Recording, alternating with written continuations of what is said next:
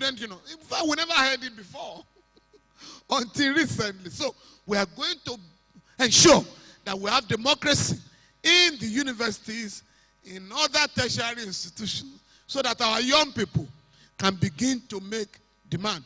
But the most organized protest in recent time, well organized, for us the future is bright. And don't be deceived.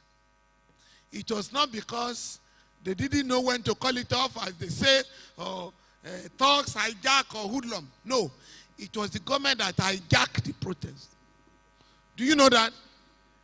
You saw on television, in Abuja, thugs were being ferried in jeeps, dark jeeps.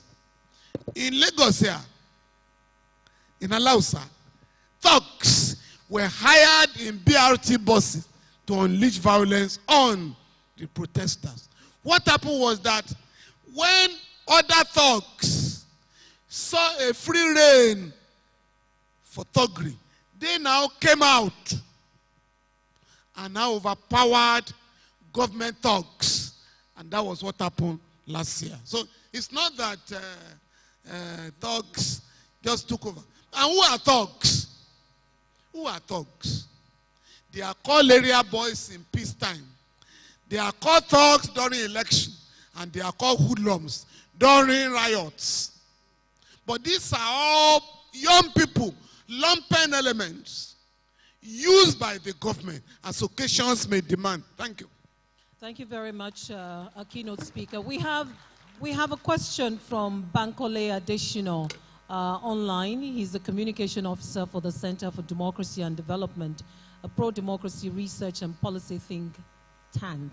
He's saying there is a substantial effort to delegitimize the NSAS struggle with the latest assault against the validity of the Lagos panel. How do we ensure that the central message of the protest, which essentially was to check police brutality and abuse of power by the law enforcement agencies, is not lost in the process?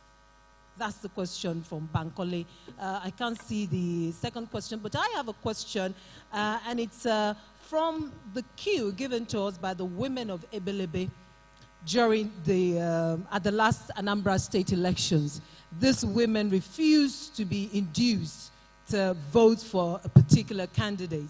And so it gave us an example, a shining example of how citizens can, in a way, demand for accountability and good governance. So I'd like you to expatiate further on that. And then we have one more question from a journalist over there and one from a student. So let's take the two first. Well, on answers in Lagos, I can tell you, we haven't had the last of that protest. I can tell you this, speaking from the human rights community. Again, our movement has decided to take that battle to a higher level. We are now going to the courts any moment from now. And it's not about NSAS alone.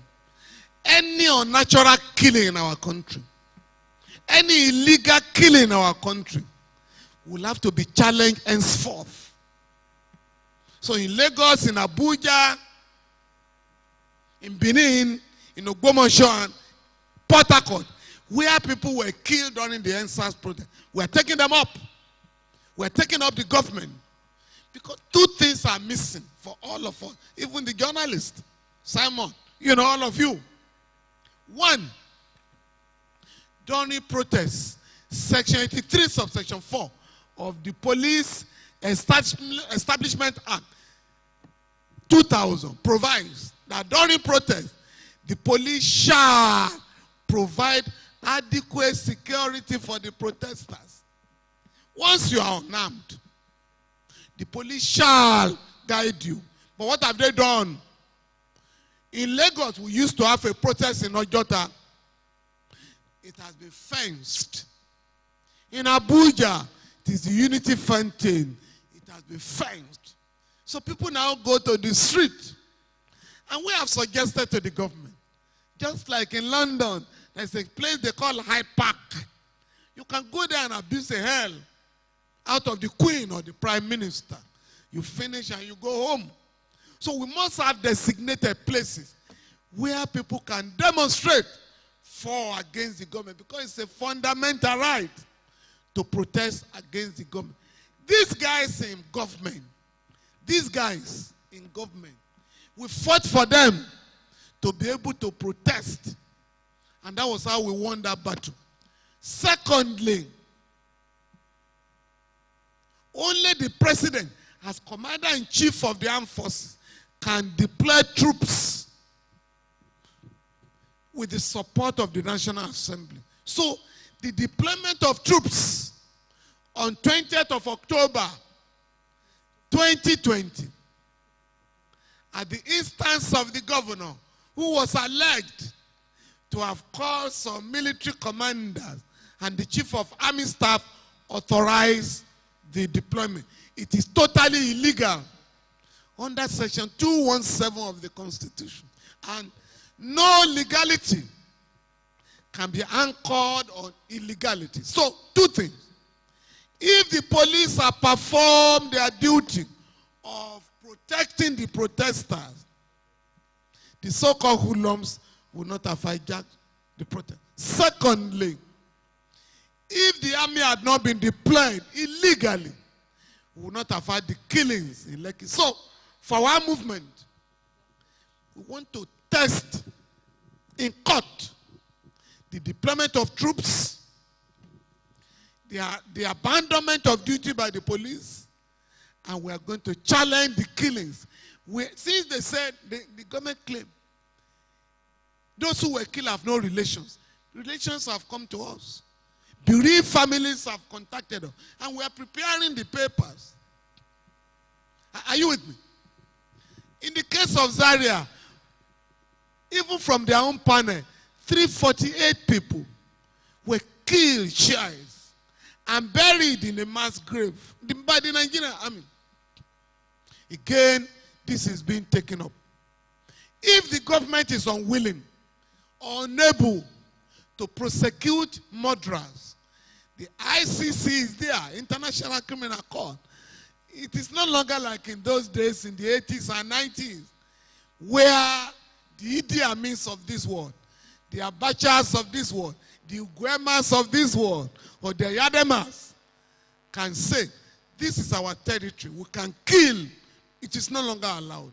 Right now in the Gambia, and I'm involved in this, somebody killed people for 22 years. Yaya Jammeh of the Gambia, including Nigerians.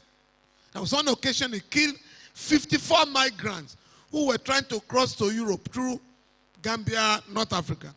9 of them were Nigerians. So when that country had a change of government, we ensured that a transitional justice had to take place. So a panel has just finished, investigated. I dispatched a Nigerian to give evidence there. I wrote memos for 2 journalists who are represented in the ECOWAS court, who were killed, and one of them killed, the other detained. So the panel has just submitted its report. Right now, we are planning how we are going to take the gentleman out of Equatorial Guinea to The Hague if the government of that country does not prosecute him. So illegal killings can no longer be tolerated in any part of Africa. So we're taking up all those who were killed during the NSAS protest. We are representing their family members, and we're going to ensure that those who killed them are brought to trial in this country, and very soon too. Thank you very much.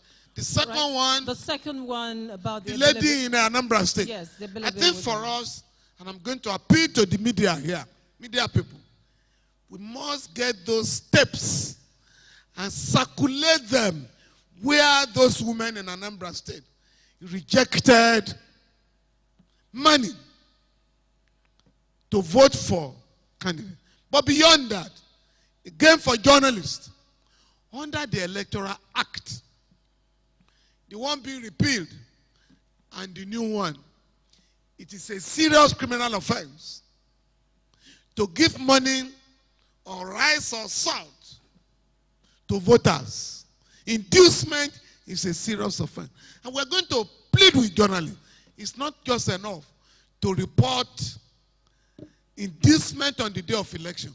We must pursue those who induce voters and ensure that they are prosecuted. Thank you. Thank you very much. Let's take one more question here. I understand we have questions on Facebook as well, but let's take one from... Yeah, my name is B. Adegoroye. I'm a journalist in New Telegraph. Now, I want to revisit the Fisayo incident with respect to the petition written against him. According to one of the reports here, the petition was written by 11 lawyers under the aegis of concerned lawyers in defense of the Nigeria police and its officers from peddling and publication of falsehood.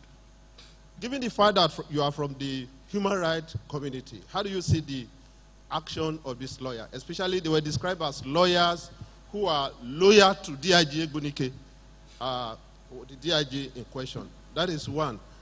And in view of the relevance of investigative journalism to good governance, by virtue of the references we have, the Ghana in the Eyes of God issue you refer to, and several others, how do you assure journalists of protection that will embolden them and encourage this younger one to do such, especially in this environment where we find ourselves, especially given the fact that over the years, over the past 35 years, we know the number of journalists in these countries who have been killed in the course of investigating stories. Thank you. Thank you very much. For those lawyers, I can assure you, we are joining issues with them. We are also going to mobilize other lawyers to be on the side of justice and fair play.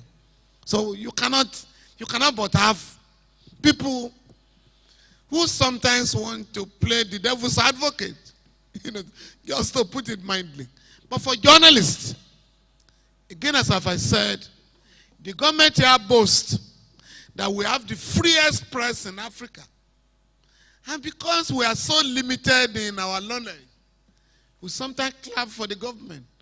Like the Yoruba people will say, if you haven't seen another person's farm, you believe that your father's farm is the largest in the world. I've just told you. And it can be very painful because we're also involved in the struggle of some of these other countries. When Ghana was going to decriminalize press laws, I was contacted to make available the case of Oton Nwankwo and the state decided in 1983 in Nigeria, which declared that sedition law is unconstitutional and illegal. So Ghanaian journalists wanted to decriminalize. They were mobilizing the assembly there. So they had to get that law from Nigeria. And so, in that case, if you just have the facts, a politician was contesting election.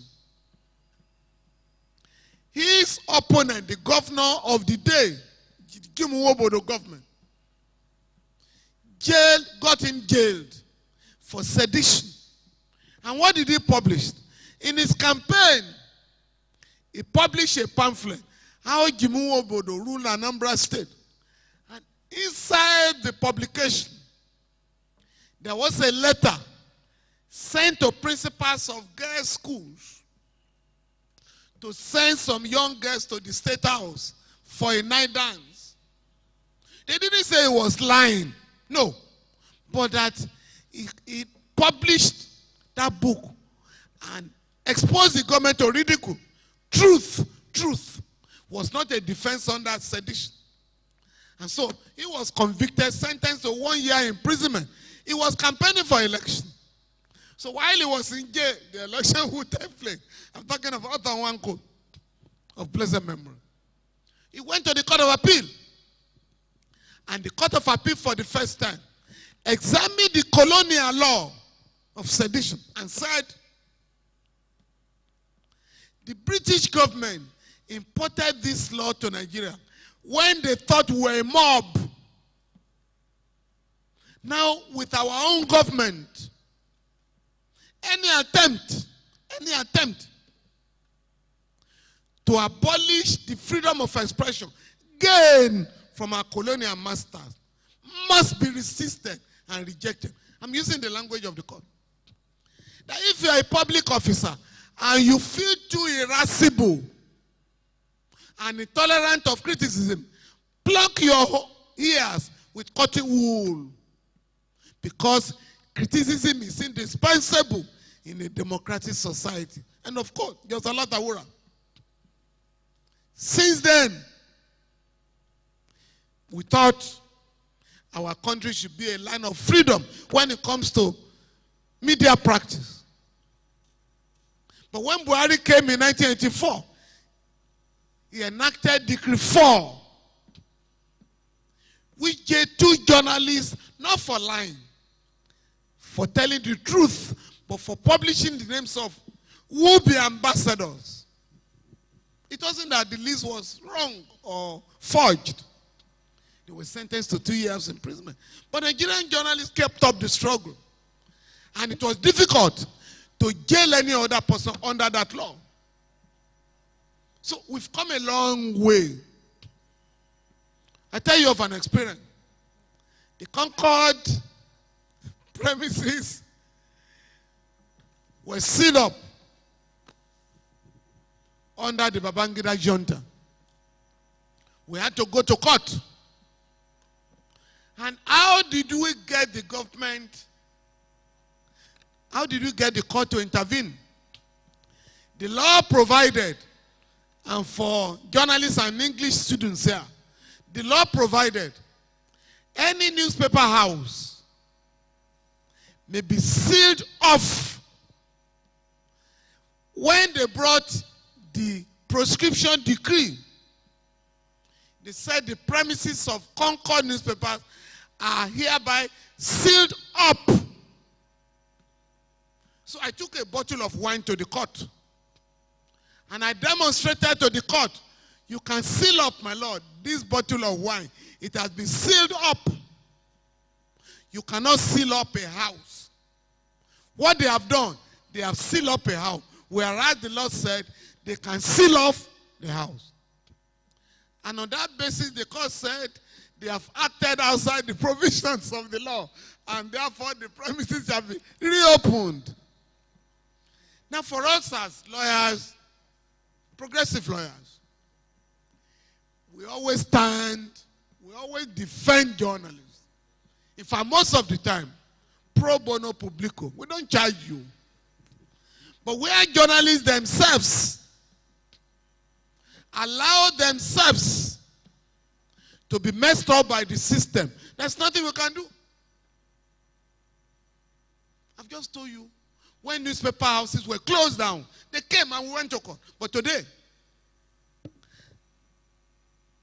there's one body they call NBC. NBC on its own converted itself into a court, imposes fines, millions on media houses. And we have been pleading with them, go to court because it's illegal. Only a court can impose 5 million on you. And how many offenses in Nigeria attract 5 million naira fine? But people are ready to pay. And that is why, you know, impunity has continued in that area. So the duty is that of Nigerian journalists, particularly, to do what Ghana, Sierra Leone, and Liberia have done. Right now, there is already a bill in the Gambian parliament to decriminalize media law in that country. So in our own country too, we claim to be the giant of Africa. We must also work together to ensure that no journalist is penalized, is taken to prison or detained for publishing any story. Anybody who is offended shall file a civil case where you put your own reputation in issue. Thank you very much. Thank you very much, Mr. Femi Falana. We have a question from Zoom, and this question is coming from Tony Ekata in Pretoria. He's the convener of Broadcasters Global Forum, BGF, And this is the question. He says, the issue of investigative journalism is explored on various media platforms regularly, including the BGF. The most prominent challenge in this regard appears to be the conditions of service of journalists and the non-payment of salaries, which make journalists susceptible to inducement. These are not going to change overnight. Is there a middle ground? That's his question. And then I go to Facebook and take the questions there. We have a question from Adeyemi Olaiwola. He says, sir, my concern and worries is that you're not in support of self-determination of regions. Are you comfortable with the present situation in the country? I'll take one more question. My name is Comrade Frank West, a rural community development activist. How do you plan to mobilize Nigerians in the rural communities to join a peaceful march against the planned fuel increase by the federal government of Nigeria? And those will be the last questions for now. Yes, the first one. The first one was asking for a middle ground. It says the issue of investigative journalism is explored on various media platforms. On non-payment of salaries. Yeah, yes. so it says... I understand that. Yeah. Thank you. Yeah. Well, again, the law says in Nigeria, under the Labor Act, everybody shall be paid his or her salary as and when due, and that is no more than 30 days, 1 month. If you are not paid, you can challenge your employer. And here, I think the NUJ, the Guild of Editors, and the MPAN must address this matter. Because when you don't pay journalists, you allow them to be corrupted, since they have to try and make ends meet. People are married, they have to pay their rent, school fees of their children, and other bills. So it is a very dangerous phenomenon whereby journalists are owed salaries for months and sometimes for a year or two. I know a media house that says, I think on one occasion, workers decided to protest, and he addressed them to say, we have given you your ID cards. Go and use your ID cards to make money in town. I think that is a very dangerous situation that shouldn't be allowed. So for me, journalists must be ready, if they are not paid, to challenge the employers of labor. That is what the National Industrial Code is all about. The second point on mobilizing people in the rural areas, we have people in the rural areas, and we are also extending our tentacles to many more areas in the country. And I can assure you of this. Very soon, the Nigerian people will be empowered to ask questions from their representatives. I want to start with Lagos. There are 24 people in the House of Reps in Lagos. There are 40 people in Alausa here, and 3 senators. We want each constituency to call them, and we want to have this all over the country. You must call your legislators. What are you guys doing in Abuja? Did you approve the budget of 5,000 for 40 million people? It was not budgeted for. What are you doing about it? And if the legislators are not going to perform, the Constitution allows you to recall them. But for too long, we have allowed people to mess up our country. For people in the rural areas, we are also engaged in a serious mobilization of what the late Walter Rodney would call grindings with my brothers. And the final point, particularly for representation, as I did say, representation is not about ethnicity. Because you have been told now, oh, the Fulani people have ruled Nigeria for too long. It's our turn. Please, please, I beg you, don't be part of that dangerous campaign. Do you understand me? Whenever you have, whether Fulani or Yoruba people in Abuja, all of them gather together to rule the country. Somebody was complaining to me yesterday. He's teaching in Covenant. It's just from the United States on sabbatical. Was complaining about the road. I said, you see yourself now. You are one of the people supporting this Yoruba nation. That is Alta Road. Obasanjo could not fix it for 8 years. Obasanjo couldn't fix Lagos Ibadan Road for 8 years. Go and find out. Jonathan's village, Otok, in Bayelsa State, has nothing. Do you understand me? Today, Buhari's Katsina State is one of the unsafest parts of the country. Northwest is as unsafe as the Northeast, where we are fighting food terrorism. So it's not about where you come from. If the policies are the same,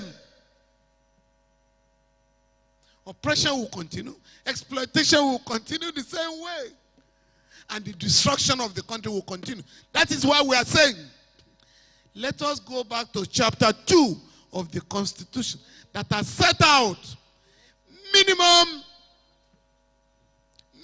tenets for good governance. Unless we are going to do that. You know, young people now, EFCC, say they are dealing with Yahoo Yahoo, but I laughed. Including graduates. You are going to be surprised if I tell you today as young people. When we went to the university, I can tell you this, speaking for myself, I did not pay tuition. I didn't pay school fees. Can you believe that? Apart from not paying fees, government was paying us bursary and loans that were never paid back. Do you understand what I'm saying?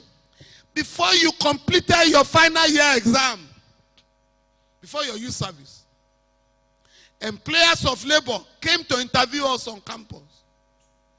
During your youth service year, more employers will come to interview you. So upon the completion of your youth service, you have to sit down. Which of these employers will give me a car loan? A young graduate. Which one will give me a housing loan? Or both in this country?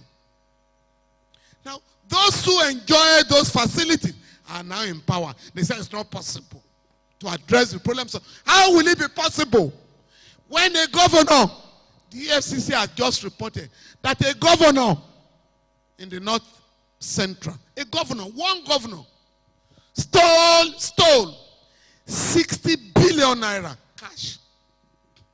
60 billion. That amount is enough to put everybody in school in that state, to build first-class hospitals and fix all the roads. So our country is not poor. We are ruled by poverty of ideas of the ruling class. Therefore, let us ask questions that can liberate our country from the shackles of oppression, and not about ethnicity, I beg you. All of them, when they are distributing oil blocks from Nigeria Delta, it reflects all ethnic and religious groups. All. Yoruba people, they will take their own. Igbo people, they will take their own. Hausa people, they will take their own. Ibibi, all of them. But when they want to deceive the Nigerian people, so those people in Abuja, they are Fulani. They are Hausa Fulani. And they have been ruling us for too long. Now it's our turn. Your turn to do what? To continue insecurity under Buhari, to continue unemployment. So I'm therefore saying that the enormous resources in our country are enough for all of us if we have good government. And that is what we are discussing. Thank you very much. Thank you so much. And this will be the final set of questions. He has a question, and then I'll read two from here. Thank you very much, sir, for your speech. My question regards, my name is Ali Misalifu from the Nigerian Institute of International Affairs. I have a question concerning the legal profession. Sir, to what extent do you agree with the saying of Shakespeare that the first thing we do, let's kill all the lawyers?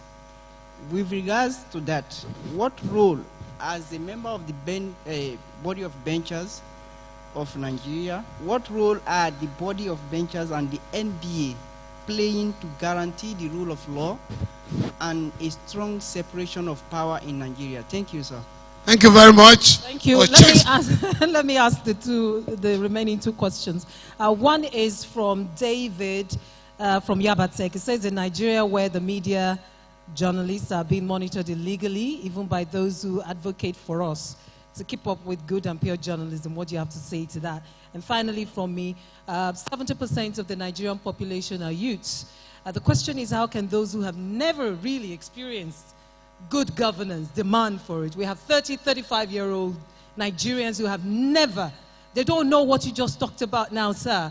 How can they begin to demand for good governance? And finally, poverty has been weaponized in this country terribly. How will we, the people, get past that point of that poverty that a lot of people can just be induced and then they don't want to recall the people they should recall? How do we get past that poverty level and that shift in mindset that will get us there? Thank you very much. I think for our young people, deliberately, in our schools, history was even yanked off until very recently that it has been restored.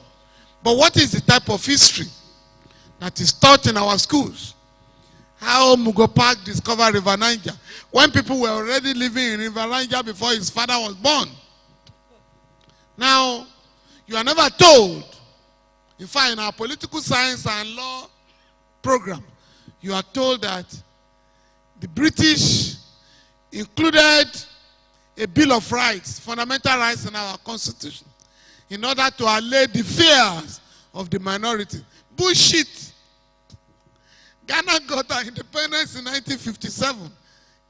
His conscience had a Bill of Rights. India, 1949, it had a Bill of Rights. The British included the Bill of Rights for their own interests. Haven't ruled a country for over 100 years without respecting human rights, in spite of Magna Carta. The British then felt, if we go without human rights, all our interests may be nationalized. Any of us may be detained for the role that we played under colonial regime. For instance, in 1929, 55 women were killed in Aba for protesting peacefully against double taxation. You can't tax my husband and tax me. That was why they were killed. In 1949, 21 workers were killed in Enugu.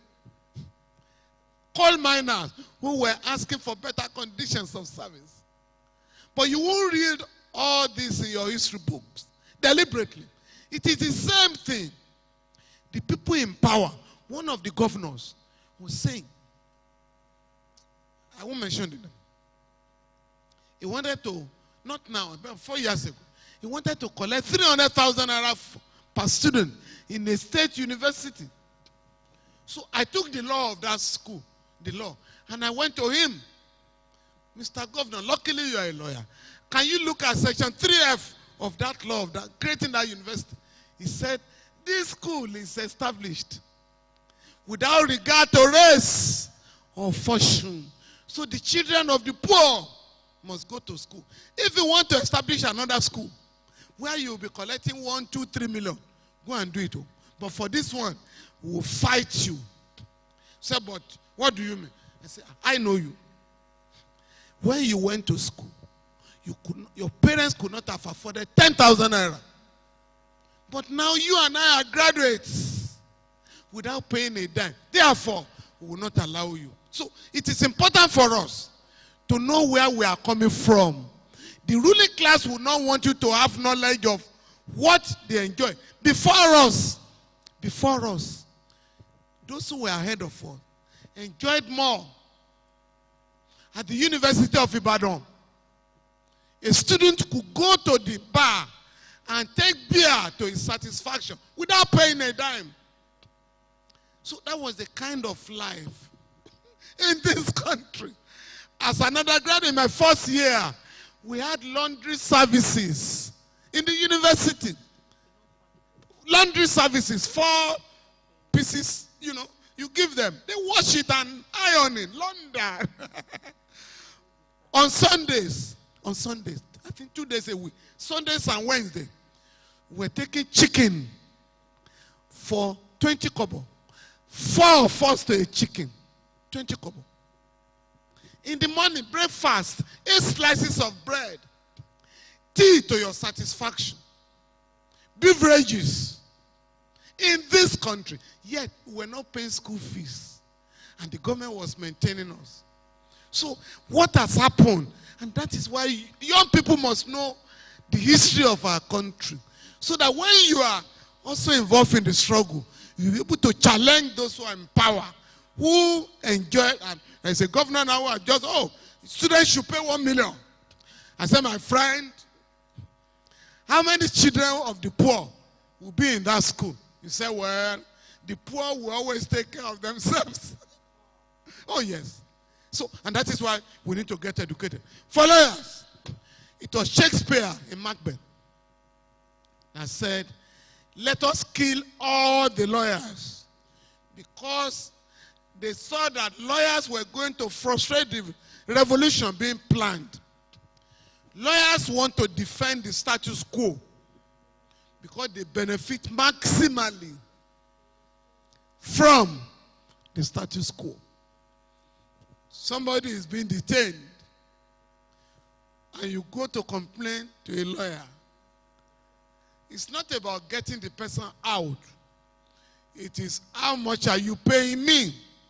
In other words, you may accuse a lawyer of profiting from the liberty by trading in the liberty of a citizen. But what we do, I can tell you, I collect money too. I charge clients. But I take from the rich to service the poor. That's the difference. Do you understand me?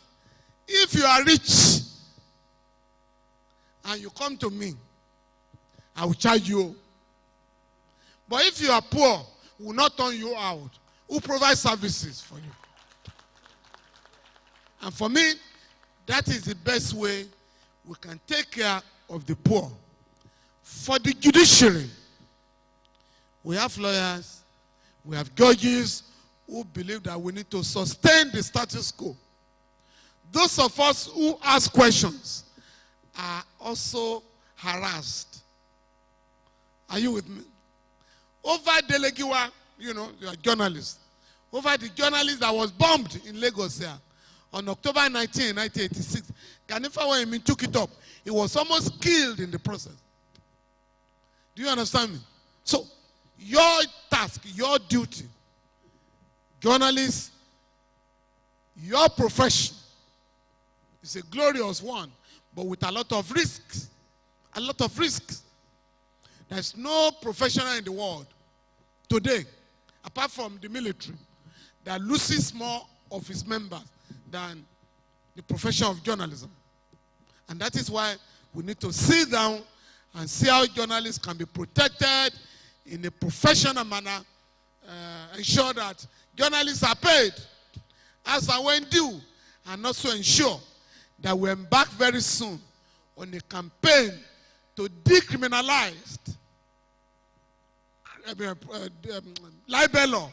I'm handling a case now where a journalist was charged for insulting the president in Nigeria. But the law says, and for start talking, and the law says, if you insult the president or scare the president, you must have put the president in fear. And since this president is a soldier, I served a summons that I want to have the statement of the president. I want to have a statement where a general will say that Omo Eleshowore scared him. And of course, you know that was impossible. And on that basis, that aspect of the charge was withdrawn and struck out, you know. So for me, for journalists, Yours is a glorious profession. And the society expects so much from you. Even when you have Boko Haram, a terrorist attack, they blame journalists. Why are you publishing it in your front pages? If it's a armed robbery, we blame journalists. But what I'm saying is that journalism or journalists deserve a better place in the society, and we should work together, take all those useless laws out of the system so that you can practice your profession in a very decent manner. Thank you very much. Thank you so much, our keynote speaker. You may be, you may be seated now. We'd like to thank you very much. A man of insight, immense insight and knowledge about the rule of law and about issues germane to the development of all in Nigeria and Africa. Can we appreciate him again? On behalf of the organizers, I'd like to thank you very much for your time, sir. The questions are over, so we'll just kindly let you go back to your seats. Shall we applaud him as he makes his way to his seat? The ushers, can you help him with his items quickly? Mr. Femi Falana was called to the bar almost 4 decades ago, following the suspension of human rights provisions in the Constitution by successive military regimes. He convinced Nigerian courts to uphold the human rights of the Nigerian people, guaranteed by the African Charter on Human and People's Rights. Shall we give him a round of applause again? Thank you very much for your time. At this juncture, we've jettisoned the tea break because we had the tea break while the question and answer session was ongoing. So at this juncture, we'll just move on to the second part of the colloquium, which is where we ask the panelists to come and talk about people-led demand for good governance, the role of investigative journalists. But quickly, before we do that, I'd like for us to watch a clip of the cable's one-year journey with the widow of a man killed during the #EndSARS protest in Surulere. And Anu Adelakun, the TV director, cable newspaper, did that story. So we just take a clip of it, and I'll invite Anu to come here and just speak to the investigative report. In 3 minutes, we're done with that.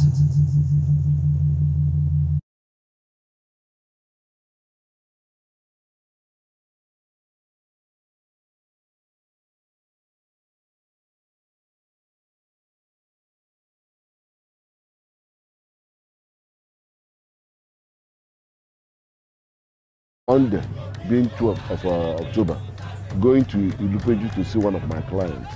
Then on our way, we noticed heavy traffic. Then I saw people, young boys, doing some peaceful demonstration. They were just carrying placards. My driver was on top of the pavement there. Immediately I had about 2-3 shots. All that I was that he fell down. They shot someone. So I was wrong. There's actually a casualty. During the heat of the EndSARS protests in October 2020, a number of protesters were injured and arrested by men of the Nigerian police force. While covering the protests, the cable came across the viral video of a man said to have been killed after shots were fired from some policemen positioned between Area C Police Station Ojuelegba and the National Stadium. His name was Ikechukwu Iloamuzo, a driver who had been caught in the traffic of the protests with his boss and stood on the culvert observing what was happening. The cable, in a video interview that soon after became widespread, spoke with the boss and wife of the deceased. Ikechukwu's wife had only one request of the government. I want them to find the person that killed my husband. In the months after Mr. Iloamuzo's death, the cable began a journey with his widow as she sought justice. This is a story of the real lives affected after losing a loved one to police brutality. The Cable uncovers.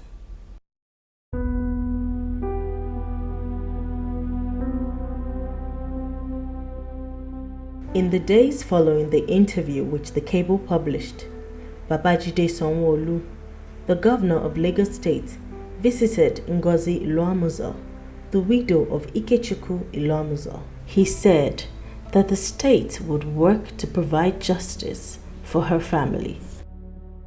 2 months later, Ikechukwu was to be laid to rest in Ibuzo, Amookwe, his hometown.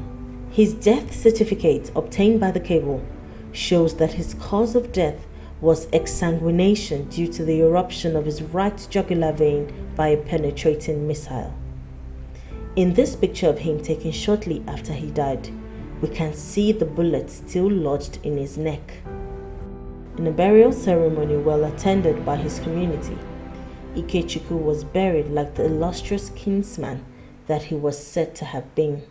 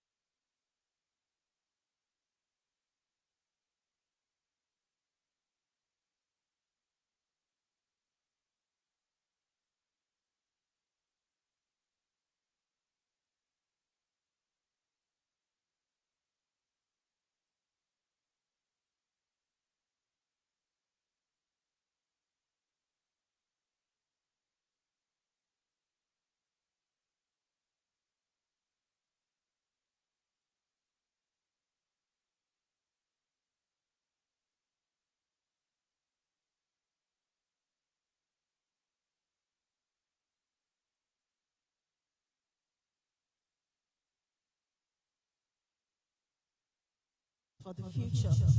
We have always heard about, we've heard about the June 12th protest. I was still very young when that happened. but more or less, most of the memory has been wiped, off. So I was thinking in that line as well. And, we spent 1 year. I'm grateful to TheCable for funding this story so generously. We traveled down to Enugu with her to do the end of the morning rites, went to the Lagos Enters panel with her, and thankfully, she got compensated. And that's just one of the stories we told at TheCable during that time. Because, thank you, eventually, another widow in Mushin, whose husband was also killed by, men of Olosun police station in Mushin, we also did that story. Interestingly, the video was used as part of the evidence tendered at the Lagos Enters panel, and she also got compensated. So, thank you very much. Thank you very much. A warm applause, a robust applause for Anu Adelakun, TV director, TheCable newspaper. Right, and that gives us the background for the panel session, which will be handled by eminent journalists and a representative of the government, as it were. So it gives me great pleasure to welcome to the panel session former Rivers State Commissioner for Information, former Managing Director of the Niger Delta Development Commission, NDDC, Mrs. Ibim Seminitari. Shall we applaud her? At the time she was the NDDC Managing Director, there was no off the mic. She had a glorious career while she was there. Following her is the Executive Director, Signature TV, producer of anti-corruption TV program, Corruption Tori. Ladies and gentlemen, Mr. Vin Martin Obiara Hilo. This is the man whose outstanding work was his extraordinary courage in foiling the unconstitutional removal of the then governor of Anambra State, that was in 2006, through a remarkable live broadcast that's a reference point in Nigerian media history today. Shall we applaud him as well? Professor Aliyu Jauro is the Director General of the National Environmental Standards and Regulation Enforcement Agency, NESREAL. He holds a Bachelor of Technology degree in Industrial Chemistry and Masters in Polymer Chemistry from the Abubakar Tafawa Balewa University in Bauchi.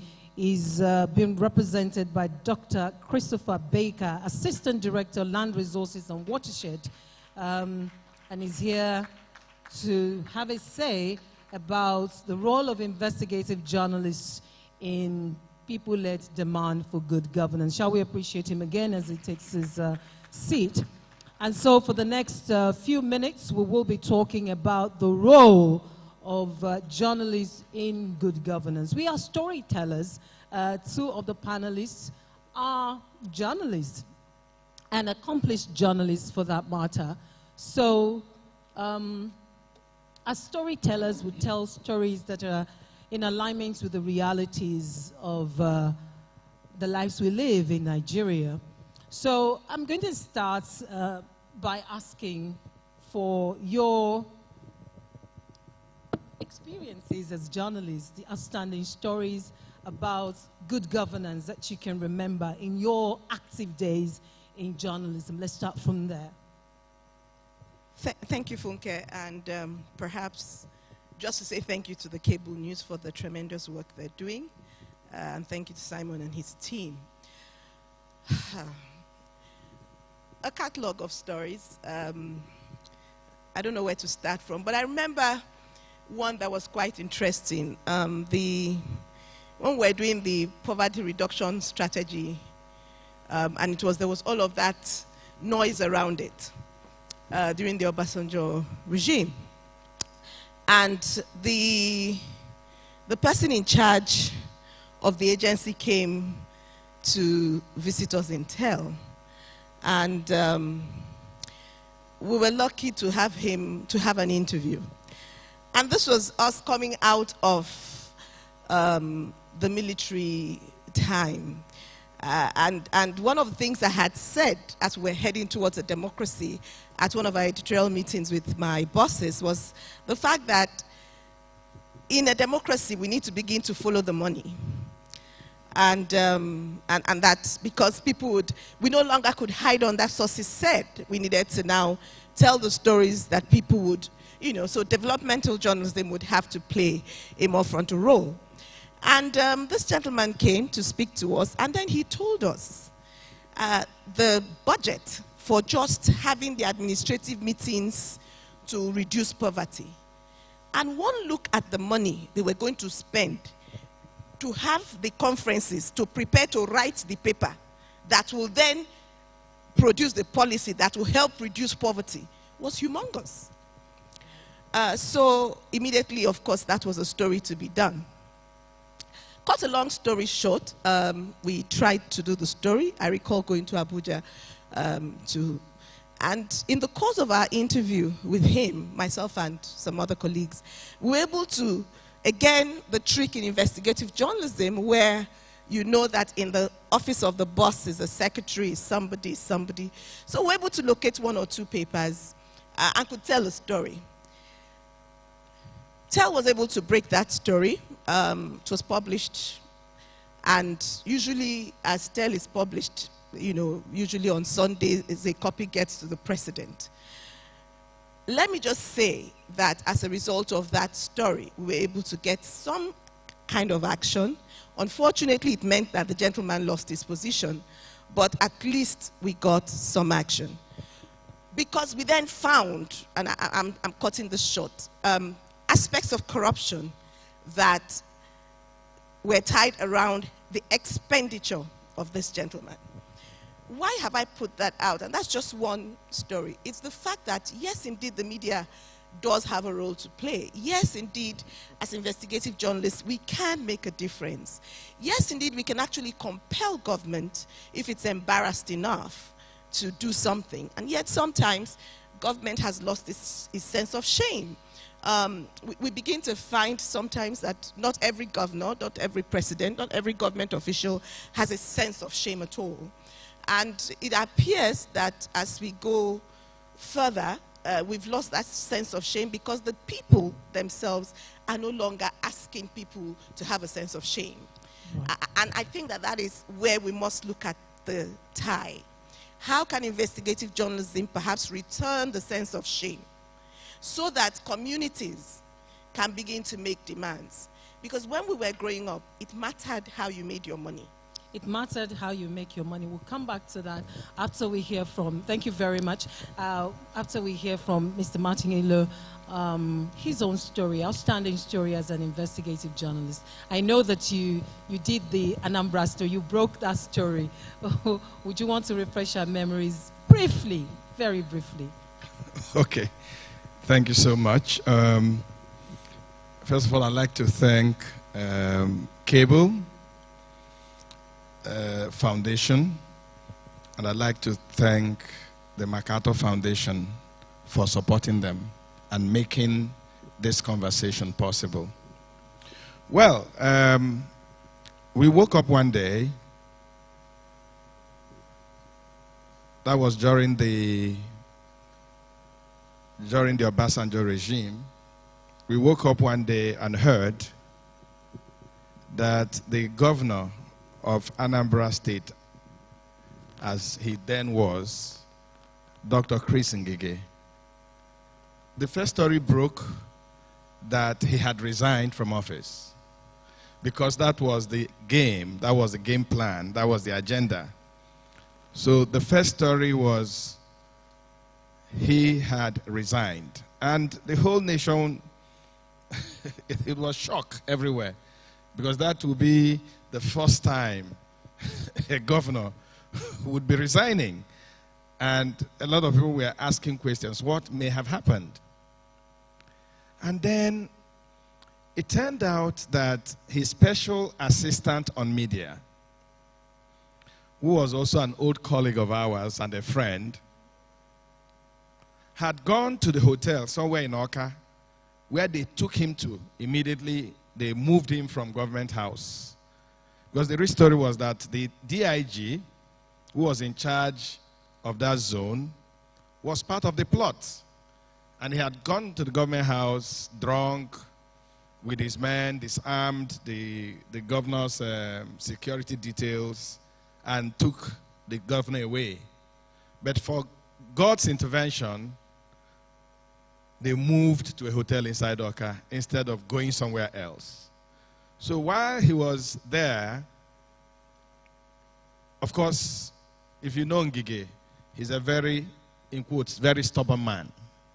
So he was resisting. And luckily,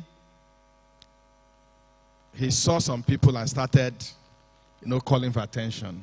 And that was how his press secretary got in, and he gave a phone number, called this, called that. To cut a long story short, eventually the vice president was reached, and of course, he made a statement. But that was the beginning of the problem, really, because those that planned what happened, they planned it for a long time. And it wasn't just going to end because the vice president had intervened, because the way it happened, the president then was out of the country. But then, I was at the AIT then. At that point, I was actually the director in charge of the South Zone of AIT, of DAR Communications. So I was based in Enugu, but I had gone abroad, and I was just arriving the country that morning. And God bless his soul, our managing director then, Ladi Lawal, he just called me and said, "Where are you?" I said, "I'm at the airport. I just got into the country." He said, move to Oka now. I said, "I've not seen my family. I need to." He said, "No, just move. We are sending a team to meet you." So that we went to Oka, and lo and behold, it was all confusion. So we moved our live broadcasting equipment to the Oka government house. So we didn't want any surprises anymore. We lived there for about 1 month. You spent 1 month working on that story. We spent 1 month living at the government house with our live broadcast equipment. And that was how Nigerians got the details of what happened. Remember a special report we did looking for Chris Ngige. We went to his bedroom, went everywhere, because after that thing happened, nobody could find him because his life was in danger. So we went looking, and in that way, Nigerians got to know. We did a lot of reports, interviewed people that were involved, people that witnessed what happened. We stayed there, and that was, they say, I don't know, but even Chris Ngige, his government, people in Oka, everybody said, but for our intervention, it could have been worse. I remember that the government had to give an award to our organization, to me personally. But one good thing there was that the media, each time it intervenes in a problem, there's a reaction. Until today, we have the citizen journalists everywhere. If something was happening, the first thing they say, call the media, call the media, call the media.